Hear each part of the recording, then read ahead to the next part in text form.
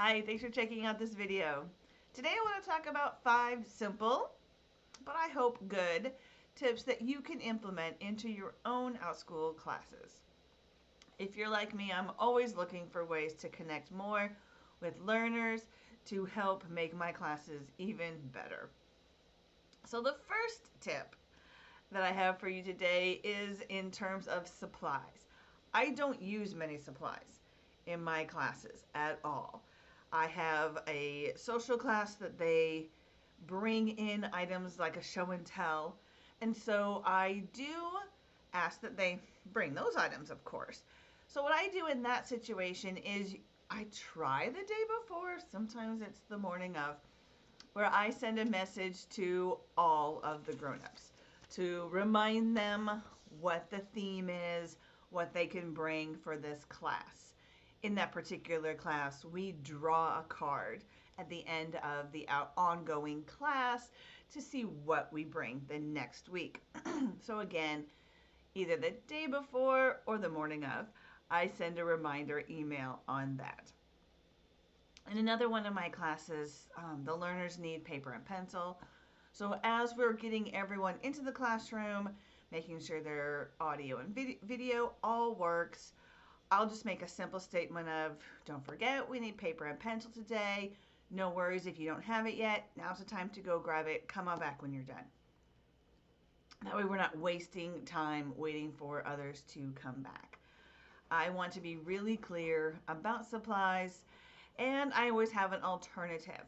For example, I had a class that the students needed, the learners, I keep calling them students and I apologize. The learners needed paper and pencil, and one of my learners was in the car.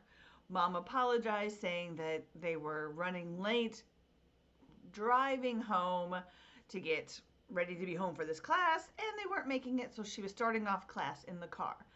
Of course, I told that learner, I'm going to tell everyone in a minute to grab their paper. Don't worry. I'll make sure you can do this instead. Give them an alternative. Remember, these are children. And while we do want to be teaching responsibility and having all your materials, they may not be in a position where they can get these things if there's not an opportunity for a grown-up to help them. So have in your own mind an alternative. What are you going to do if the learners don't have what you have asked them to bring? And again, in my classes, we don't bring much, so my alternatives are pretty simple. Okay, tip 2. When I'm about to start my class, get the Zoom all going and all those things that we do in the last 10 minutes before class, I always check over the list of learners' names to see if there is, I like to see who's returning that has come to other classes, who might be new, are there siblings. I look at, sometimes the parents will leave you notes, particularly like if a student needs more time to answer or anything like that that might help me help the learner have a great class. I always check at that moment if there is any names that I may have a question of how to pronounce.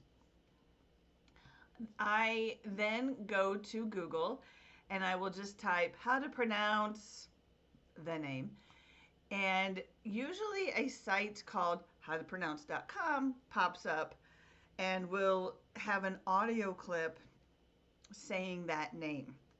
Now, is it always right? No, because people are people and they can pronounce names how they wish. But I have found that if I at least put an effort into trying to pronounce someone's name right, that shows respect. That shows that I've tried. I had one student whose name sounded very different than what it looked like phonetically. It was a name I had not encountered before, so I typed it into howtopronounce.com and it told me how to pronounce it. And so when the learner arrived, I said, hello, so-and-so. And he was about a 10, 11-year-old boy. He just lit up. And I could hear him yell, Mom, Dad, she said my name right. And he was hooked. I could have done nothing well in that class, and he would have felt important and worthy. and that was awesome. He ended up having a really great class and came back for more. So that was great.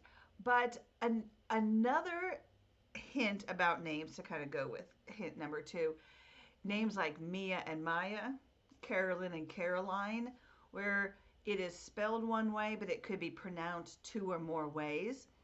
I have found, especially with the little ones, if I say, hello, Carolyn, for example, oh, your name is so beautiful. I have a friend who spells her name that way, who we call her Carolyn. I have another friend who spells her name that way, and we call her Caroline. Can you help me? How do you say your name? And that way it's not insinuating that your name is unusual. You are unusual. I want to make a balance of pointing out that I can't pronounce their name or I question how to pronounce the name. Because there's other children I wouldn't have that conversation with, and I don't want any child feeling like I'm dwelling on it either. And I've had a lot of kids, especially my Mias and Mayas, who will say, oh, I'm Mia. By 6 or 7, they're kind of used to people asking on that. But it's how you ask, you know, genuinely, friendly, it works. And it's a way to connect with kids. And I always tell my learners, I am not perfect. Thank you for letting me know how to pronounce your name. If at any time during class I say your name wrong, just stop me and say, Rachel, that's not how you say my name. You can interrupt me anytime. It's not rude. You are important. Your name is important. I think that helps. So names for number 2. Tip number 3. This is something I took from my days as a brick and mortar teacher. One of my first administrators had a strong view that how you begin and end your interaction with children matters. Of course, the middle matters too, of course.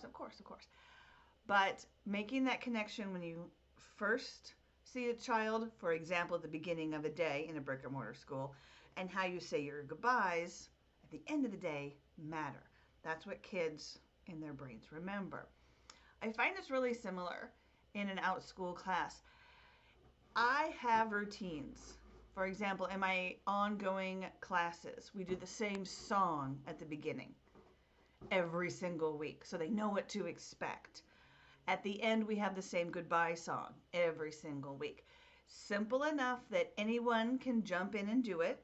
It's an online class, so they don't have to come every week. But it's also something that my learners who come every week will say, oh, it's the time for the goodbye song. We need to do these 3 things during the goodbye song. Those routines matter. They know this is this particular class and we do this in this class. I do the same thing in other classes where we have the introduction at the beginning, and I pretty much go through the same routine, and then we always find a way to wrap it up. My daughter's had classes where someone just said, okay, well, it's been X number of minutes. Bye, everybody. Click. And there was no closure. And my child is autistic, and having no routine and no structure and no closure was really hard. So I'm kind of aware of that as well. Having a beginning that is memorable and an ending that is memorable, especially if it's an ongoing class, it is something they can depend on every single week. And tip 4 kind of builds onto that, and that is this. I am one that really has to try to keep to my minutes. I know there are teachers who can stay 15, 20 minutes after class conversing with the learners who would like to have more time. I'm just not able to do that in my schedule for a multitude of reasons. But what I have found works for me is at the end of a class, particularly with what I call my older learners, which are 7 to 11. I have my preschool crowd and my kindergarten crowd, and then my 7 to 11 crowd. And for my older learners, which I know for some of you that's not older, you have teens, but I don't. So for my older ones, I found that a really simple way to end it while letting everyone feel connected is to say something like, oh, I know that we're a minute and a half late. I'm so sorry if you have to go. I totally understand. Thanks for coming. You were a great member of our class. Thanks, everyone. If you want to stay for a minute, I would love to hear what was your favorite fact that you learned. If you're doing like a science class and they're learning about a particular animal, or in my case, we do puzzles. What was your favorite puzzle of the day? Or what is one thing that you're going to remember about this class? Just something simple, which allows every learner who wants to make one last connection with you. And when I started doing that, because I was not doing that at first, I noticed that there were learners who would stay quiet during most of the class. And I would question in my own mind, are they interested? Are they connected? I obviously was trying to get them engaged in class, and they were just a learner who was happy sitting back and learning without getting too socially involved in the group. And so I was always questioning myself in those situations, am I doing enough to get this one involved? And I was finding at the end, if I just asked that simple question, what was your favorite puzzle? What was your favorite fact? What is one thing from this class that you're going to go tell your grown-ups? It was so neat to find that typically it was those learners who threw their hands up right away and had something really brilliant to add. Now, again, I don't have the ability, sometimes, frankly, I just don't choose to spend 20 minutes, 15, 20, whatever, minutes after class continuing on having conversation.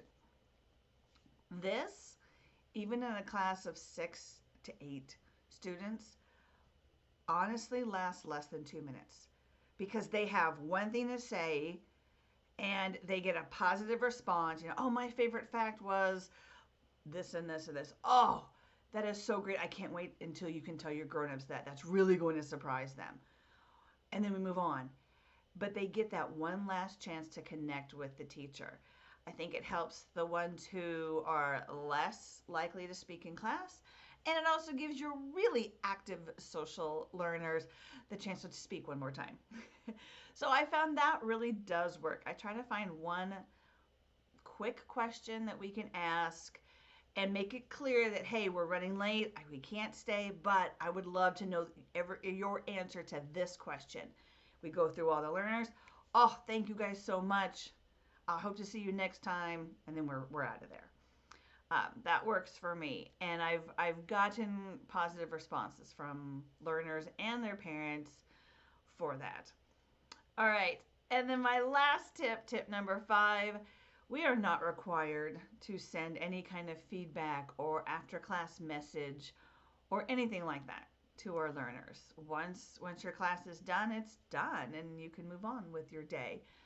I have found that for me, and it probably has to do with the fact that I did teach online ESL for a few years before this, I'm just used to being in the habit of ending class, sending a message to the families or the learners. And it's as simple as, Bob, thank you so much. I am so sorry. My dogs are barking. You could just say something as simple as, Bob, thank you so much for joining the Lego class or whatever your class is. I loved hearing you share about blah, blah, blah. Just making that little personal connection can also make a difference too. It helps kids not feel like just a number, just one person in your class. You really saw them as an individual. All right, my dogs are barking like crazy. I think we have packages. All right, so I'm going to end this now. I hope that maybe one or two or more of these tips will help you in your classroom. Let me know down below, what have you tried? Do any of these work for you? Do you have a tip that would really help the rest of us out? Please share. All right, thanks for checking out. So sorry about my dogs, and we'll see you next time. Bye, everybody.